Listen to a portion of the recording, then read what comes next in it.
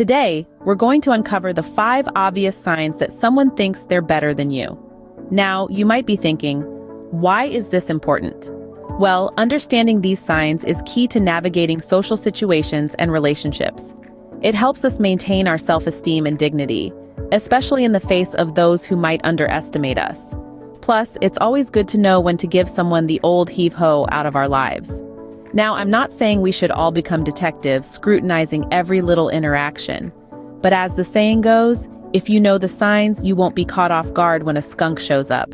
So let's arm ourselves with knowledge, because life's too short to let the skunks get us down. So without further delay, let's get into these revealing signs.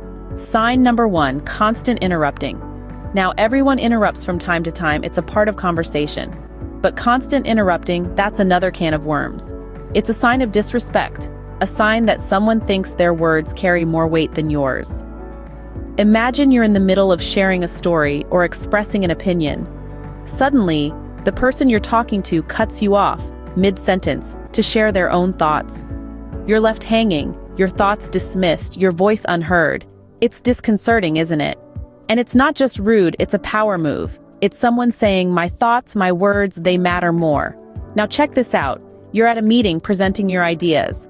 But every time you start speaking, a colleague interrupts, adding their own input, often before you've even finished your point. It's frustrating, isn't it? It's as if they're saying, I know better, I am better. This constant interruption, it's not accidental. It's a sign of perceived superiority. It's a subtle way of placing themselves above you, of dismissing your contributions. It's a way of saying, I am more important, my words are more valuable. But here's the thing, it's not about you. It's about them. It's about their need to dominate, to feel superior. It's a reflection of their insecurity, their need to assert themselves, to feel important. So don't let it get to you. Don't let it undermine your confidence. So next time someone constantly interrupts you, remember this. It's not about your worth. It's about their perceived superiority. It's not about your voice. It's about their need to dominate. And it's definitely not about your ideas being less important. It's about their need to feel important. Moving on to sign number 2, dismissive behavior. Now, what exactly is dismissive behavior? It's a pattern of conduct where someone consistently disregards or overlooks what others have to say. It's like the person is subtly saying, your thoughts and feelings don't matter to me. It could be as simple as someone constantly checking their phone while you're talking, or changing the subject abruptly when you're sharing something important. It might even be something more overt, like rolling their eyes or giving non-committal responses, the old or whatever we've all heard before. Why does this signal that someone thinks they're better than you? Well, when someone is dismissive, they're essentially placing their own thoughts, feelings, and experiences above yours. They're suggesting that whatever you're contributing isn't worth their time or attention. It's a form of disrespect that can be quite hurtful. Let's take an example. Imagine you're talking about a book you've just read and found incredibly insightful. You're excited, you're passionate, and you want to share this with your friend. But instead of engaging with you, they cut you off, saying, I don't really read such books, I prefer classics.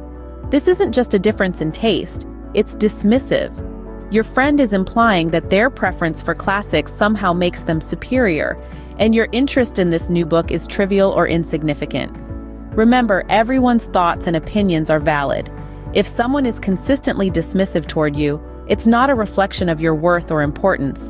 It's a reflection of their own need to feel superior. It's a subtle yet powerful way that people express a sense of superiority. So the next time you notice this pattern, remember, it's not about you, it's about them and their perceived superiority. Number 3, constant criticism. Now, this is a tricky one because criticism isn't inherently bad. In fact, constructive criticism can be a valuable tool for growth and improvement.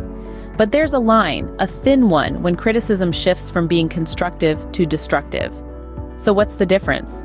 Constructive criticism is given with the intention of helping you improve. It's usually specific, actionable, and delivered with a positive tone. It's like a friend telling you, hey, your presentation was great, but maybe next time try to maintain more eye contact. It'll make you appear more confident. Here, the aim is to build you up. On the other hand, destructive criticism, which is often a sign of someone thinking they're better than you, is criticism that's vague, personal, and delivered with a negative tone. It's less about helping you improve and more about tearing you down. It's like someone saying, "You're always so awkward during presentations. Can't you do anything right?" Here, the aim is to pull you down. The person delivering destructive criticism might think they're just being honest or real, but in reality, they're using their words to belittle you, to make themselves feel superior. And when this type of criticism is constant, it can be a clear sign that this person believes they're better than you.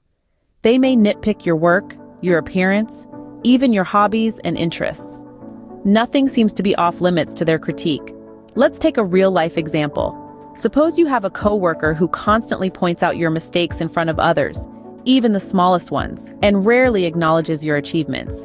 This could be a sign that they're trying to assert their superiority, masking it as just trying to help you get better. So the next time you find yourself on the receiving end of constant criticism, take a moment to assess the situation. Is the criticism constructive, meant to help you improve? Or is it destructive, intended to make you feel small? Remember, constant criticism, especially when it's destructive, can be a sign that someone thinks they're superior. Number 4, lack of empathy. Empathy is the ability to understand and share the feelings of others. It's the glue that holds our social fabric together. When we empathize, we connect, we care, we feel. But what happens when this essential element is missing in our interactions? Imagine you're sharing a difficult experience with someone, pouring out your heart, only to receive a blank stare or a dismissive shrug in return. That's a clear sign of lack of empathy. They're not connecting with your feelings, not because they can't, but often because they won't. They may believe that their experiences, their emotions, are the only ones that truly matter. Have you ever been in a situation where someone not only dismisses your feelings, but also uses them against you? They might say something like, "Well, if you hadn't been so sensitive, this wouldn't have happened." That's not only a lack of empathy, but it's also a way of placing themselves on a higher pedestal. Or consider a scenario where someone constantly talks about their achievements, their experiences, their problems, without ever asking about yours. They might not even realize they're doing it, but it's a clear sign of a lack of empathy. The world from their viewpoint revolves around them. Now, we're not saying that people can't have off days or moments of self-absorption. We all do. But when lack of empathy becomes a consistent pattern, it could indicate that this person thinks they're better than you. They may see their feelings, their experiences, as more valid, more important than yours. And that's not just unfair, it's also unhealthy for any relationship.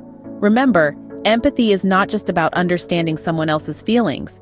It's about acknowledging them, validating them, showing that you care. When someone lacks empathy, they're essentially saying, "Your feelings don't matter to me." Finally, number 5, arrogance and entitlement. This one's a biggie. People who believe they're superior often carry themselves with an air of arrogance. They strut around like a rooster in the henhouse, believing they're above others and the rules don't apply to them. This can manifest in expecting special treatment, disregarding others' feelings, or simply brushing off advice because they feel they know better. Entitlement goes hand in hand with arrogance. It's the belief that they're inherently deserving of privileges or special treatment, like that person who skips the line because they think their time is more valuable, or who feels they should get the biggest slice of pie just because they want it. These behaviors are clear indicators that someone thinks they're on a higher rung of the ladder. But remember, a ladder is only as strong as its lowest rung. Recognizing these signs is crucial, as it allows us to understand the dynamics of our relationships and take appropriate action. Remember, everyone, understanding these signs helps us navigate our relationships better. Until next time, keep your head high and don't let anyone make you feel less. If you enjoyed this video, give it a thumbs up and share it with your friends so we can keep making them. For more videos like this, hit the subscribe button and don't forget to click on the notification bell. Thanks for watching.